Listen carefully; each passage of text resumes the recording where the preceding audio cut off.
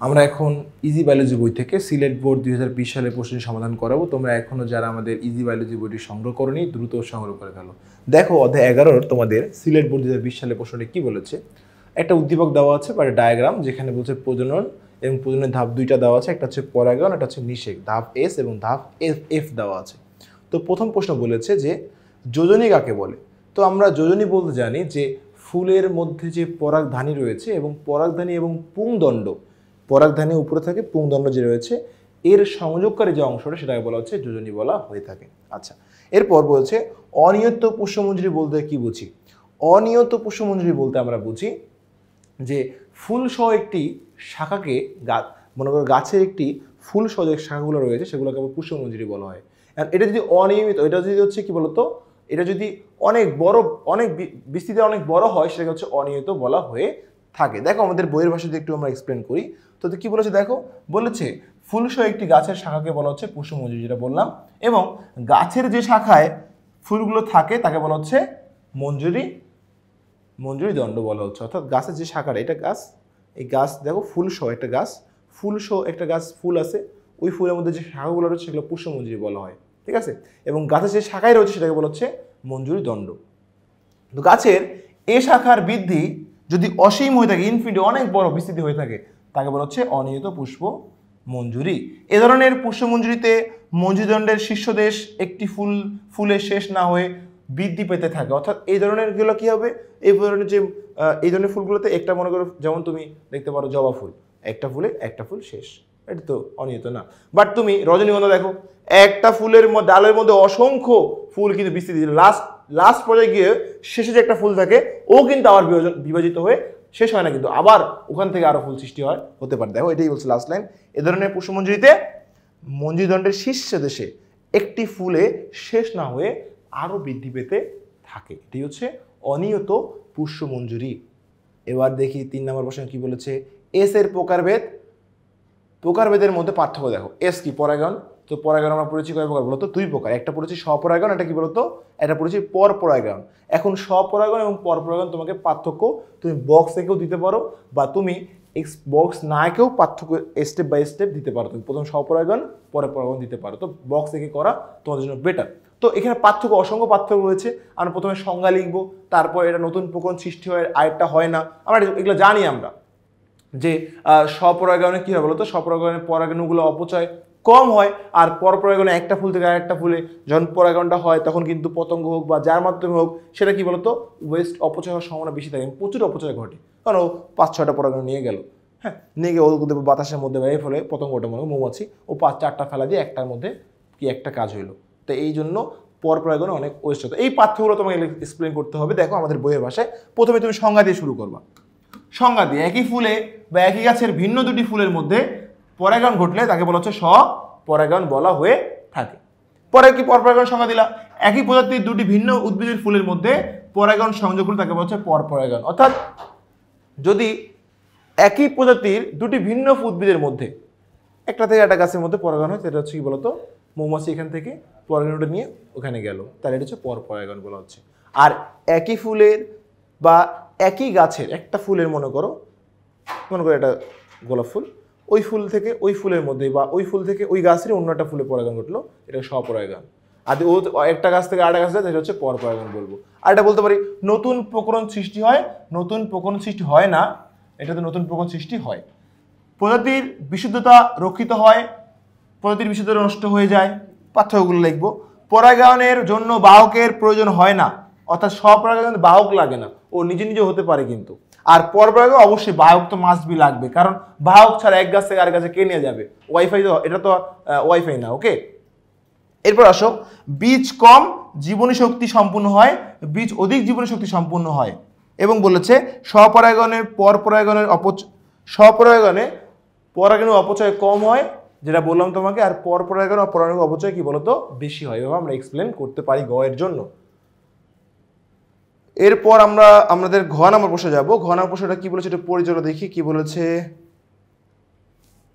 ঘ নম্বরে বলেছে যে নিষেক এফ, যেটা বলেছে এফ, এই যে এফ উদ্ভিদ ও প্রাণীর ক্ষেত্রে এফ এর গুরুত্ব বিশ্লেষণ করো। এফ এর গুরুত্ব হচ্ছে নিষেকের গুরুত্ব ব্যাখ্যা করতে হবে উদ্ভিদ ও প্রাণীর ক্ষেত্রে, উভয় ক্ষেত্রে। সো উদ্ভিদের ক্ষেত্রে যদি আমরা প্রথমে এক্সপ্লেন করতে চাই তাহলে কি হবে, উদ্ভিদের ক্ষেত্রে কিন্তু নিষেক বলতে আমরা কি বুঝি, যে একটা পুং গ্যামেট যেটা হচ্ছে পরাগধানীর মধ্যে থেকে যে পরাগরেণু রয়েছে, পরাগরেণুর মধ্যে যে উপস্থিত রয়েছে কি বা তৈরি হয় সেখানে হচ্ছে কি বলতো পুং গ্যামেটোফাইট, পুং গ্যামেট, ওই একটা পুং গ্যামেট। এবং আরেকটা হচ্ছে কি গর্ভাশয়ের মধ্যে উপস্থিত কি বলতো ডিম্বাণু। এই দুটা যখন মিলিত হয়, কোনো যে মাধ্যমেই হোক মিলিত হয়, পরাগায়ন হোক যাই হোক হোয়াটএভার, মিলিত হওয়াটাকে বলা হচ্ছে নিষেক। এবং এই নিষেকের পরবর্তীতে কিন্তু যে প্রক্রিয়াটা হয় সেটা হচ্ছে নিষেক্ত হওয়ার পর সেখান থেকে ফল হয়, সেই পুরোটা গর্ভাশয় মিলে বীজ হয়, এইগুলাই কারণে এই ফলগুলো কিন্তু আমরা খাই, বা ওই বীজ থেকে কিন্তু পরবর্তীতে আরেকটা নতুন উদ্ভিদ তৈরি হয় বা ওইটার জাত তৈরি হয়। তো যদি এটা না হয় তাহলে আমাদের কি বলতো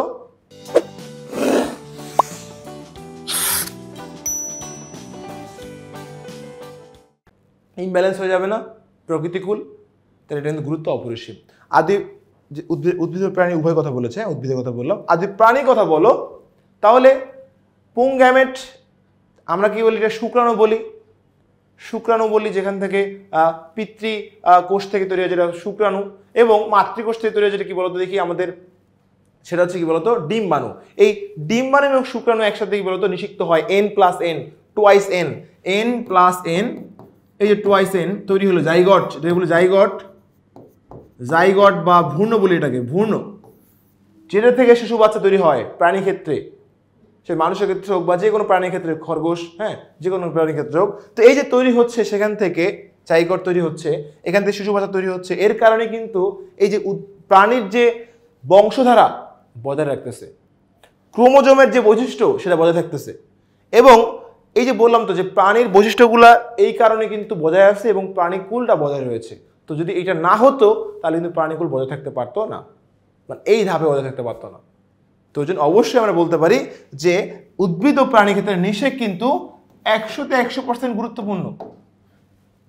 ওকে, তাহলে আমরা কিন্তু এটা একটু বইয়ের ভাষা দিয়ে আমরা গুছিয়ে লিখি। আমি তোমাদেরকে একটু বুঝিয়ে বললাম, এখন বইয়ের ভাষা একটু গুছিয়ে লিখতে হবে আমাদেরকে। চলো ইজি বায়োলজি বইয়ের ভাষা একটু তোমাদের গুছিয়ে লেখো, তাহলে 4 পাওয়া সম্ভব। আর আমি যা বলেছি ওই আলোকে এটা পড়লে আরো ক্লিয়ার হয়ে যাবে। ওকে, চলো দেখি কি বলেছে।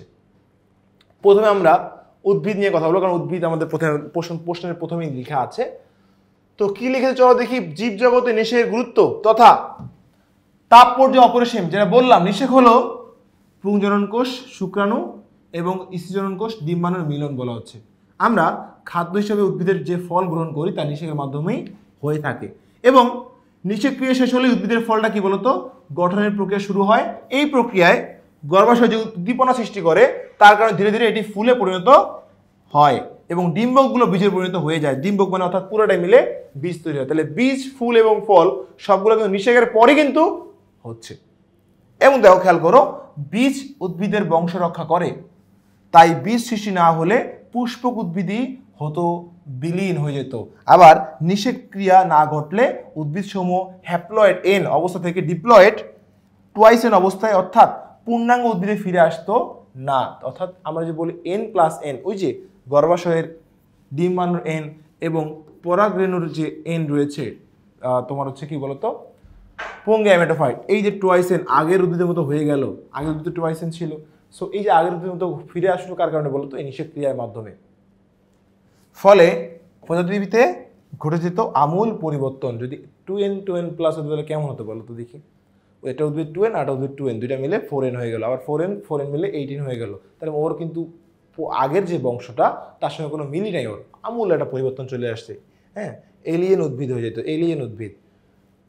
দেখো পরেরটা কি বলেছে, অন্যদিকে প্রাণীর ক্ষেত্রেও দেখা যায় নিষেক খুবই গুরুত্বপূর্ণ। প্রাণীর প্রজননের শুক্রাণু এবং ডিম্বাণু মিলনের মাধ্যমে নিষেক ক্রিয়া সম্পূর্ণ হয়, যেটা বলেছি আমি, এবং সেখানে জাইগোট বা ভ্রূণ তৈরি হয়, ভ্রূণ, হ্যাঁ জাইগোট বা ভ্রূণ তৈরি হয়, এটাকে ভ্রূণ বলি। পরবর্তীকালে বিভিন্ন ধাপ অতিক্রম করে জাইগোট থেকে ভ্রূণ এবং ভ্রূণ থেকে শিশু জন্ম নেয়। নিষেক ভ্রূণে ডিপ্লয়েড, দেখো জন্ম নেয় যেটা বলছি, নিষেক ভ্রূণে ডিপ্লয়েড ক্রোমোজোম সংখ্যাকে পুনঃস্থাপিত করে ডিম্বককে পরিপোষণের জন্য সক্রিয় করে তোলে। অর্থাৎ এই যে নিষেক ভ্রূণে যে ডিপ্লয়েড রয়েছে টয়েসিন ক্রোমোজোম থাকে, সেগুলো পূর্ণস্থাপিত হয়ে ডিম্বকে বলতো পরিবেশন করে সক্রিয় করে। এবং যদি দেখি আমরা ক্রোমোজোম কর্তৃক বহনকৃত পিতা মাতার বৈশিষ্ট্যগুলোকে একত্রিত করে ভ্রূণের লিঙ্গ নির্ধারণ করে, যেটা আমরা দেখেছি যে টয়েসিন থেকে লাস্টে অনেকগুলো এন তৈরি হয়, 4টা এন তৈরি হয় না, 1টা 2টা 3টা 4টা। মায়েরও সেম, মায়ের ক্ষেত্রেও 4টা, 1 2 3 4। তো এই একটা প্রাণীর এন এন মিলে কি বলতো টয়েসিন বা এই একটা জাইগোট তৈরি করে, জাইগোট তৈরি করলো। এই জাইগোটটা পরবর্তীতে কিন্তু ক্রোমোজোমের বিকাশটা কিন্তু এইভাবে হয়, এখানে অর্ধেক অর্ধেক ক্রোমোজোম হয়ে গেছে সবগুলা, এখানে অর্ধেক অর্ধেক হয়ে গেছে, এবং পরিপুষ্টন হয়ে কি বলতো এখান থেকে একটা ক্রোমোজোম, এখান থেকে একটা ক্রোমোজোম, সেক্স ক্রোমোজোম 2টা কিন্তু, সো মিলে কিন্তু একটা এখানে লিঙ্গ তৈরি হয়, তোমরা জানো তোমরা। তো অতএব দেখা যাচ্ছে বলতে পারি উদ্ভিদ ও প্রাণীর ক্ষেত্রে নিষেক প্রক্রিয়া কিন্তু গুরুত্ব অপরিসীম। তো এই ছিল আমাদের এই বোর্ডের সমাধান। তোমরা এখনো যারা আমাদের ইজি বায়োলজি বইটি সংগ্রহ করোনি দ্রুত সংগ্রহ করে ফেলো।